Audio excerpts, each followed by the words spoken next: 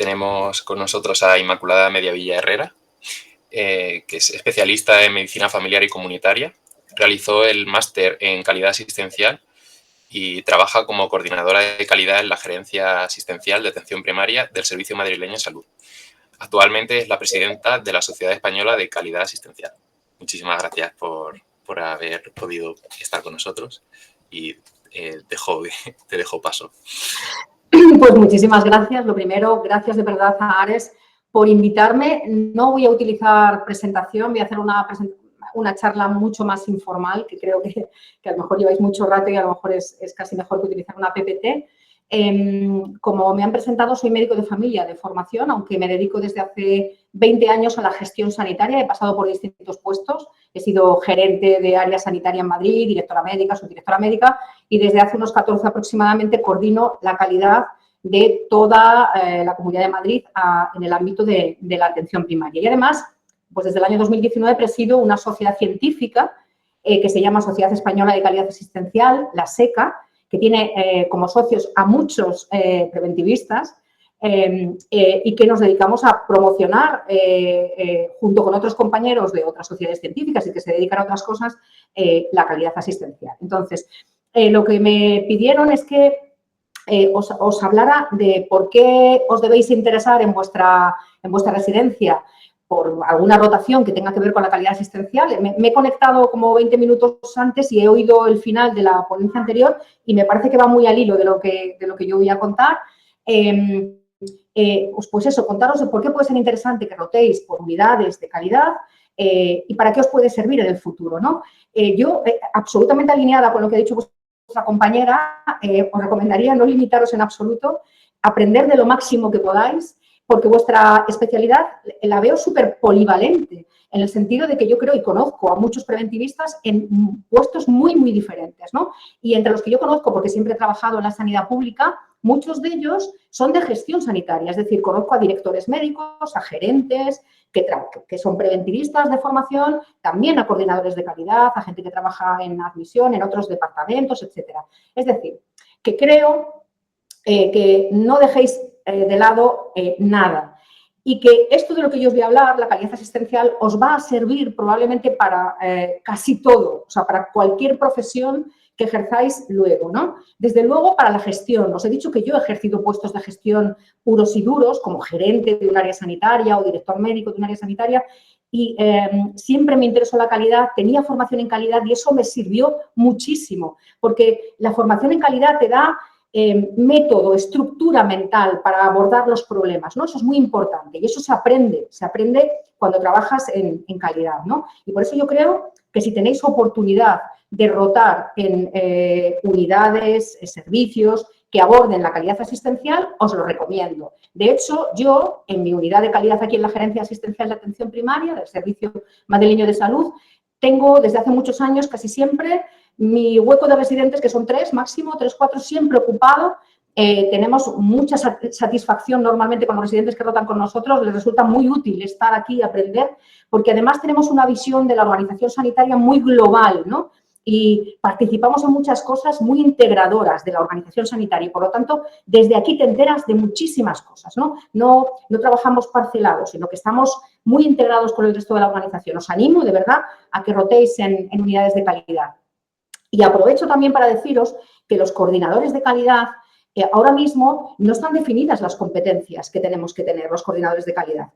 Yo me veo a mí como médico de familia, pero os veo a vosotros también como preventivistas. Pero a mí en mi residencia de medicina de familia, y entiendo que a vosotros en la vuestra, si no elegís una rotación específica, entiendo que no, a mí no me formaron en esto, en lo que estoy trabajando ahora, ¿no? Me faltaban esas competencias. Entonces, entiendo que lo que hay que definir son las competencias que tiene que tener un coordinador de calidad, independientemente del título del que se parta, ¿no? Y sé que en Ares, lo sé porque tengo mucho contacto, porque además desde la SECA, desde la sociedad que presido, tenemos un convenio de colaboración con Ares. Llevamos mucho tiempo haciendo una mesa en el Congreso específica para profesionales en formación. En el último año estuve moderando la mesa con Antonio, vuestro presidente. En el anterior estuve con Marjorie, que he visto que también está por ahí conectada. En fin, que nosotros promovemos desde la SECA mucho, que veo que ahí pone un corazoncito. Hola. Promovemos esta conexión con vosotros porque creemos que, y además me lo ha comentado Taller, un residente que tengo ahora, que estáis muy interesados en definir esas competencias y desde SECA os podemos ayudar a avalar esa propuesta siempre desde la no discriminación de la profesión de base, o sea, que es lo que yo entiendo que tiene que ser, ¿no? Es de entrada, al acabar la residencia, ni vosotros ni yo como médico de familia probablemente estábamos formados para ejercer este papel, pero que podemos adquirir esas competencias de otra manera, ¿no? Y por eso os animo a rotar con nosotros. Y bueno, ya metiéndome de lleno en el tema que me habéis propuesto, deciros que cuando hablamos de calidad entiendo que todos en nuestra vida normal entendemos lo que es la calidad, ¿no? La calidad de algo. Vamos a pensar en un objeto, porque la calidad puede ser de un objeto o de un servicio, pero de un objeto, de algo que compramos, es que se adecue a los criterios o las características que estaban definidos previamente, ¿no? Que yo espero que tenga. Por eso la calidad tiene mucho que ver con las necesidades, las expectativas del cliente, ¿no? Siempre es el cliente el que juzga mucho si esos criterios se adecúan. Eso es la calidad en su conjunto. Y desde lo más antiguo de la historia, la calidad de lo que se produce, sobre todo de las cosas que se producen, luego hablaremos de la diferencia con los servicios, ¿no? Pero en general la calidad se ha inspeccionado siempre. Ya en el Código de Hammurabi se decía que si un médico trataba a un noble y le hacía perder los ojos en ese tratamiento, al médico se le cortaban las manos. Y eso lo decidió un inspector, ¿no? Que inspeccionaba finalmente el resultado final de esa atención sanitaria. Si el noble, en vez de noble, era un hombre libre, había que pagarle 6 monedas de oro. Y si era un esclavo, las 6 monedas de oro se le pagaban al amo del esclavo, ¿no? Y en el Código de Hammurabi también se decía que si un albañil construía una casa y la casa se caía y morían personas, luego se le mataba a él también. Es decir, ya se inspeccionaba la calidad desde ese momento, ¿no? Y durante años y años se ha seguido inspeccionando la calidad hasta realmente llegar a la época, ¿no? De la industrialización, de la fabricación en cadena y entonces ahí se empezó a ver que fabricar productos que finalmente no estaban bien, es decir, que no cumplían con los criterios, era muy caro porque ya habías fabricado el producto que tenía defectos y por lo tanto ese producto era para tirar. Eso es lo que se llamaba entonces la inspección de la calidad, que lo que inspeccionaba era el producto final. Luego se dieron cuenta de que si asegurábamos el proceso, la cosa era mucho mejor, porque finalmente interceptaríamos esos defectos antes de que se produjera el producto final y no tendríamos que desechar. Y, por lo tanto, eso, evidentemente, sería menos caro. Hasta llegar finalmente a los modelos actuales, que son los modelos de calidad total, que sonarán algo más, ISO, FQM, que ya veremos un poquito más adelante, ¿no? Vale, pero estamos hablando de calidad de cosas, no de productos. ¿Nosotros qué prestamos en el servicio sanitario? Prestamos servicios sanitarios, ¿no? Entonces, los servicios sanitarios, los servicios en general, no los servicios sanitarios, tienen una característica diferente a un producto, ¿no? El producto lo puedes juzgar cuando lo tienes en la mano, pero el servicio sanitario se consume al mismo tiempo que se produce. O sea, no lo puedes inspeccionar luego. Nosotros ahora, ¿cómo lo inspeccionamos? Por los registros de la historia clínica, pero es que en el mismo momento que se está prestando, sería en el momento que lo podrías inspeccionar, ¿no? Si se está haciendo correctamente. Y depende muchísimo de quién lo está prestando y de quién lo está recibiendo, como hemos dicho, ¿no? Y además es algo como intangible. Cuando hablamos de servicios, es una cosa un poco diferente, ¿no? Esto hablando de la calidad de un servicio. La calidad asistencial habla de la calidad de la asistencia sanitaria, lógicamente. ¿Qué es la asistencia sanitaria? Pues es ese conjunto de prestaciones que ofertamos a los pacientes y no pacientes, también a las personas sanas, porque sabéis que en la atención primaria trabajamos en promoción y prevención, bueno, vosotros mejor que nadie lo sabéis. Son ese conjunto de servicios que tienen que estar adecuados a las necesidades de los pacientes, tienen que no dañar, tienen que estar adecuados a los recursos de los que se disponen, tienen que producir satisfacción. Eso es al final la asistencia sanitaria y los requisitos que tiene que tener para ser prestada realmente con calidad, ¿no? Vale, entonces, la calidad entendida como algo muy abstracto, es difícil de pensar o de tener en la cabeza cómo la podríamos medir, ¿no? Es decir, cómo podríamos medir la calidad de un servicio sanitario. Porque al final, ¿para qué nos sirve? ¿Para qué nos sirve describir los criterios que tiene que tener un servicio y medirlos? Para mejorar. Si no podemos medir, no podemos mejorar, ¿no? En eso se basa el mantra de trabajar en calidad asistencial. Tenemos que trabajar en ese ciclo de mejora continua que es siempre tendré que planificar, luego tendré que poner en marcha las cosas, finalmente tendré que medirlas y con esos resultados tendré que rectificar y volver a planificar. Realmente en eso se basa el círculo de mejora, ¿no? Y cuando hablamos de calidad asistencial y de que tenemos que medir, pensamos, realmente, ¿cómo mido esto? Porque la calidad asistencial es como una cosa muy gorda, enorme. Tengo que desdoblarla, ¿no? Tengo que partirla para poderlo medir, para poderla medir. Entonces, ya hace mucho tiempo se pensó que dividiendo la calidad asistencial en dimensiones, se llaman así dimensiones, pues era más fácil, ¿no?, de medir esas dimensiones de la calidad. Y alguien, Don Abedian, se ha hablado antes del Instituto Avedis Don Abedian de Barcelona, pues Don Abedian es un pope de la calidad, ¿no?, que ya hace muchos años dijo que para medir la calidad asistencial podíamos dividirla como en 3 grandes bloques, en estructura, en proceso y en resultado. Y que podíamos medir la calidad asistencial en función de la estructura, ahora veremos a ver qué es eso, el proceso y los resultados de esa asistencia sanitaria, ¿no? Prestamos un servicio y vamos a medir su calidad en función de la estructura que lo sustenta, el proceso y el resultado. ¿Esto qué quiere decir? Pues vamos a pensar en la asistencia sanitaria que presta la Gerencia de Atención Primaria del Servicio Madrileño de Salud, donde yo trabajo, ¿no? Vale, vamos a medir la estructura. ¿Qué tendría que medir? Tendría que medir puntos de atención. Tengo 264 centros de salud distribuidos de esta manera. Los recursos humanos de los que dispongo. Tengo tantos médicos, tantas enfermeras. La competencia de esos recursos humanos. La tecnología de la que dispongo. La historia clínica electrónica. Las agendas. Todo lo que me soporta el proceso asistencial. Los recursos materiales. El material sanitario. En fin, todo lo que necesito de estructura para prestar la asistencia sanitaria con calidad. Entonces, indicadores que midieran toda esa parte, o sea, toda esa parte de estructura, nos medirían parte de la calidad asistencial. Yo puedo medir en función del número de puntos de atención por población, número de recursos humanos por población, competencias de esos recursos humanos, la formación que reciben esos recursos humanos, todo eso son indicadores de calidad asistencial, porque me miden la estructura.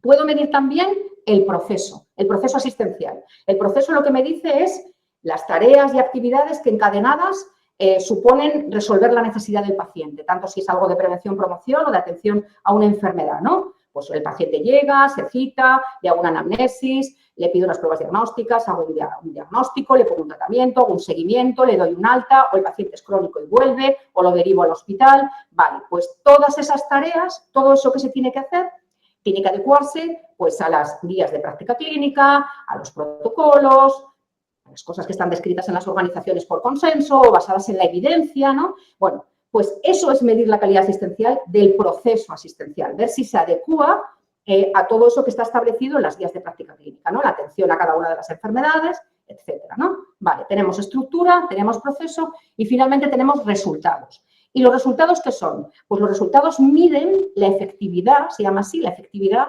de nuestras actuaciones. Es el impacto que nuestras actuaciones tienen en la salud de nuestros pacientes, ¿no?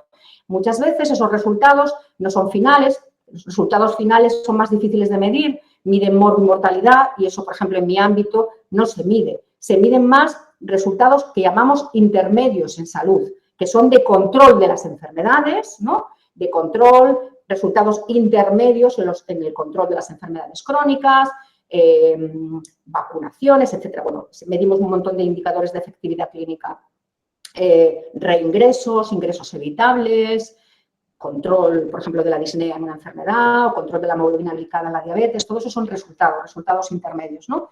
Y también ya Avedis Don Abedian hablaba de resultados en el paciente y hablaba de la satisfacción del paciente. Es decir, que los resultados no solo había que medirlos respecto a la enfermedad, sino también respecto a la satisfacción del paciente y que esa satisfacción, además, tiene mucho que ver con las expectativas que tiene el paciente de lo que se va a encontrar, ¿no? Yo puedo estar muy satisfecha del servicio que me han prestado cuando mis expectativas eran muy bajas, ¿no? Y lo que me han prestado es regular, pero bueno, me quedo satisfecho, ¿de acuerdo? Vale, este es el concepto que tenía Avedis Don Abedian, pero eso también está superado. No es que esté superado totalmente, sino que realmente ahora descomponemos todavía mucho más la calidad asistencial y afinamos mucho más en muchas más dimensiones, ¿no? Entonces, por iros repasando una a una, muy por encima, pero para que más o menos lo entendáis, se considera una dimensión de la calidad la accesibilidad, es decir, la capacidad que tienen los pacientes de llegar al sistema sanitario, ¿no? Y la accesibilidad la podemos medir de muchas maneras. Hay indicadores de accesibilidad, de tiempos de espera, ¿no? Para conseguir una cita, de facilidad para conseguir una cita, de vías alternativas para conseguir una cita, en fin, recordatorios, en fin, hay muchos indicadores que miden la accesibilidad. Otro indicador sería la equidad, ¿no? También que estemos, o sea, que todos los pacientes de una forma equitativa puedan tener acceso a la prestación de servicios de la misma manera, ¿no? La equidad tiene mucho que ver con los determinantes sociales de la salud, que es algo también de lo que vais a trabajar vosotros a lo largo de vuestra residencia, que impactan mucho en cómo las personas acceden a los sistemas sanitarios, a la prestación de los servicios y también tiene que ver con la decisión de los gestores de poner el dinero en un sitio y no en otro, ¿no? Si yo invierto en este tema, pues estoy desinvirtiendo en este otro. Es decir, al final, en la sanidad pública se está trabajando con dinero público y hay que decidir para que la prestación sea equitativa, ¿no? Otra dimensión es la adecuación.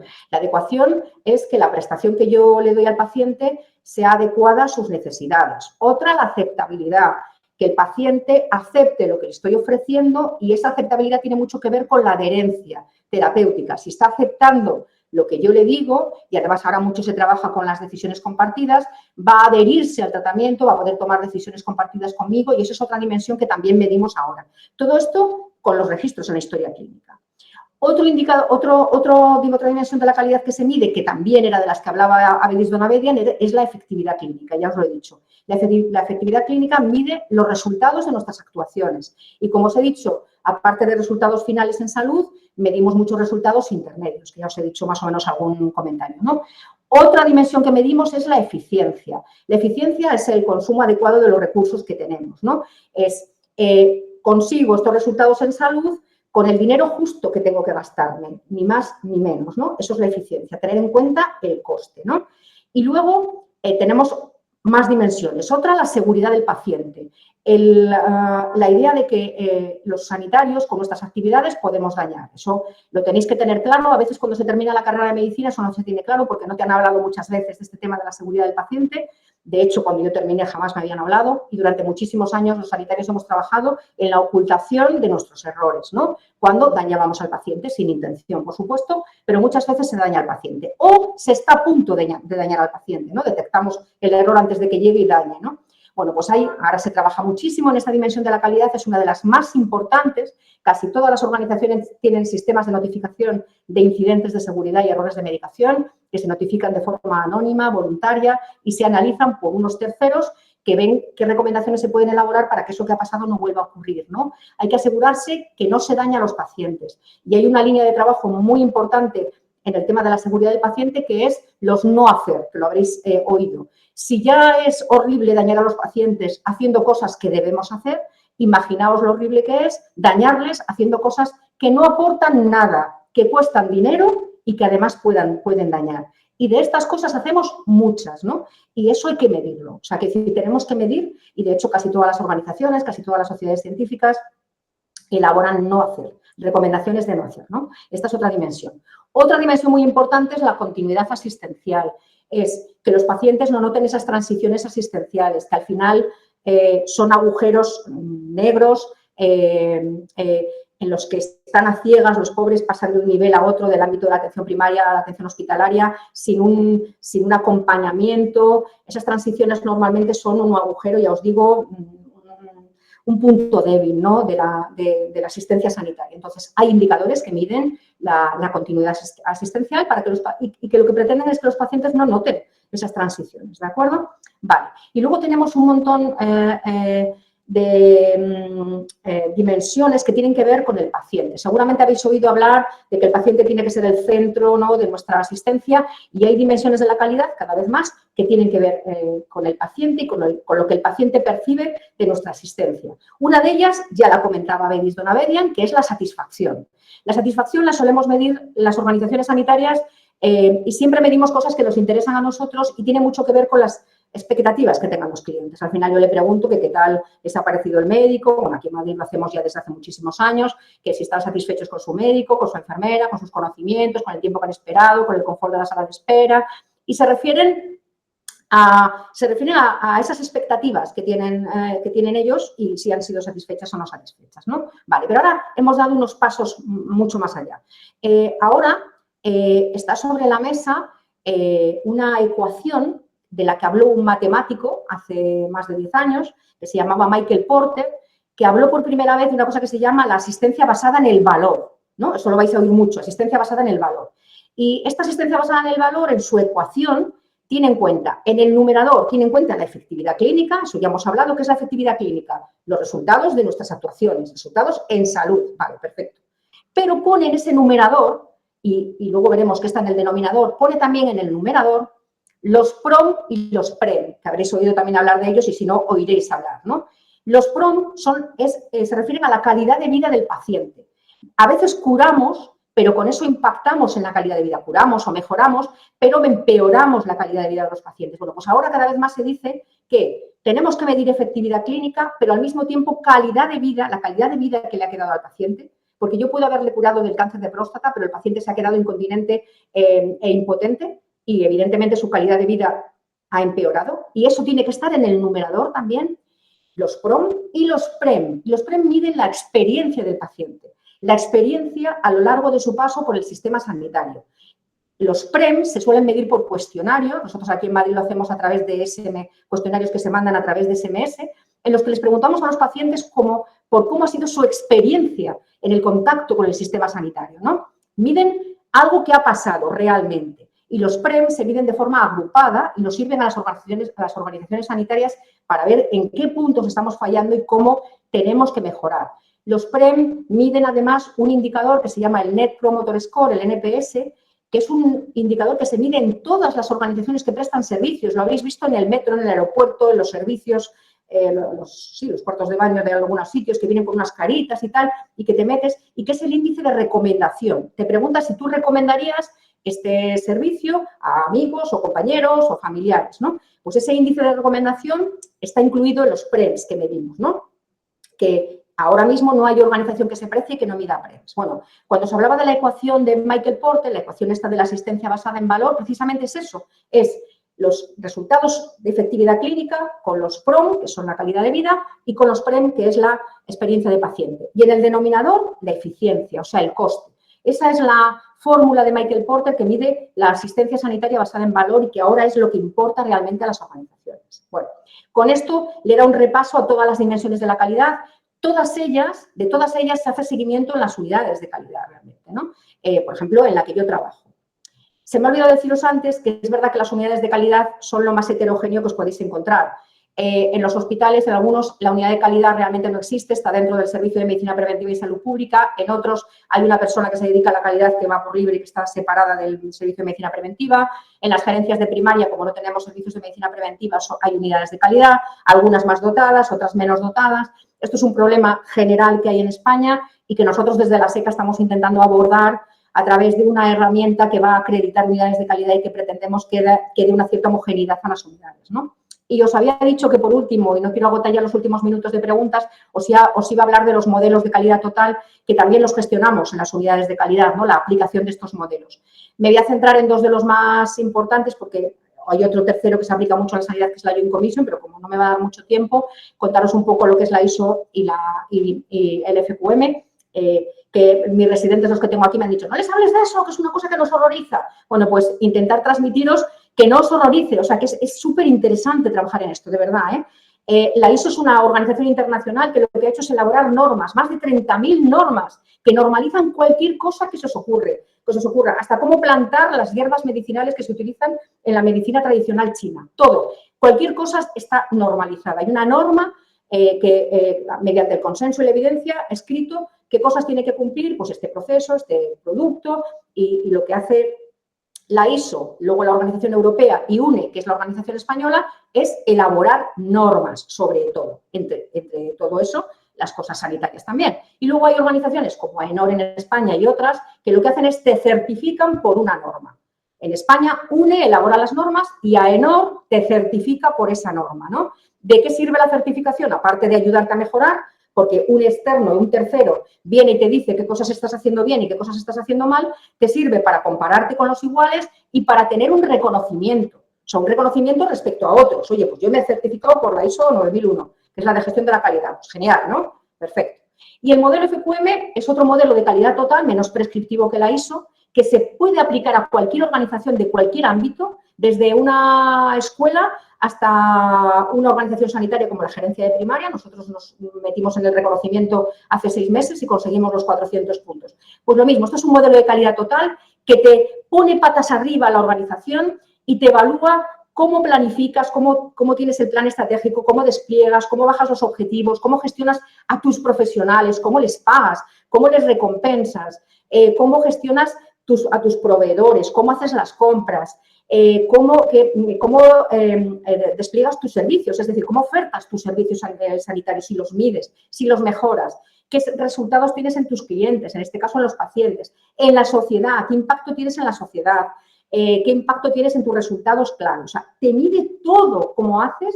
Te vienen unos señores de negro ahí, los evaluadores, que te ponen patas arriba a la organización y te ponen encima de la mesa todo lo que estás haciendo bien y lo que estás haciendo mal, para que te puedas plantearte acciones de mejora y mejorar. O sea, estos modelos hacerlo, o sea, para nosotros ha sido un grandísimo trabajo, pero nos ha puesto sobre la mesa qué pasa, o sea, nos ha hecho reflexionar, parar, analizar lo que estamos haciendo. Fue un trabajo ímprobo, nos dieron 400 puntos, que sobre 1000 diréis, pues vaya mierda, pues no. 400 está fenomenal, las organizaciones máximas que obtienen puntos son 700 y con 400 de verdad somos la primera agencia de España que lo ha conseguido y estamos entusiasmados y nos sirvió para trabajar en equipo, para cohesionarnos. Los residentes que estaban con nosotros aprendieron un montón porque es un modelo súper bonito, a mí me encanta. Os recomiendo que os acerquéis a ellos sin esas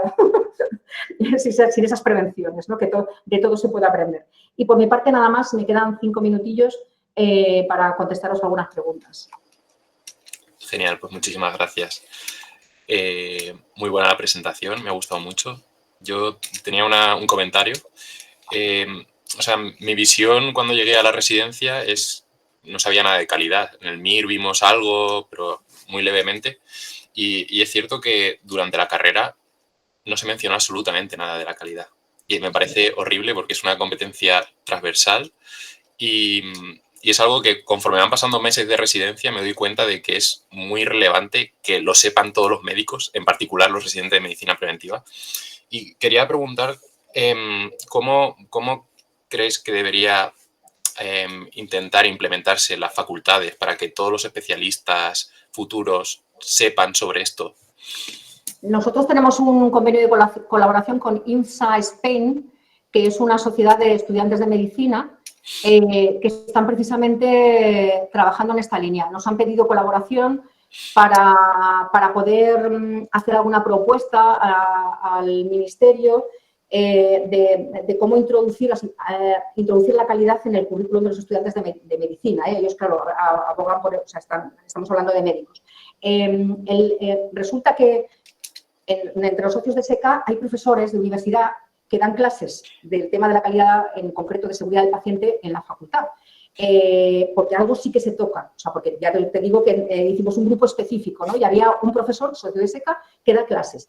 Y era muy curioso oír lo que decían los alumnos. O sea, esa clase no les interesaba nada, de hecho la mayoría se la saltaban, porque no veían el interés en eso, no lo veían para nada. Entonces algo estamos haciendo mal, porque es verdad que sí que está, o sea, sí que hay algo de calidad y seguridad sobre todo, pero no interesa y no interesa tal y como se está dando. Entonces nosotros nos ofrecimos a ir con ellos y si podíamos actuar en el ministerio, o sea, como sociedades científicas, todo lo que podamos hacer como sociedades científicas, es que es lo único que se me ocurre. Pues sí, muchas gracias. A ver si poco a poco va avanzando eso y va cambiando un poco la cultura. Pues nada, muchísimas gracias por haber participado en esta edición del curso de inmersión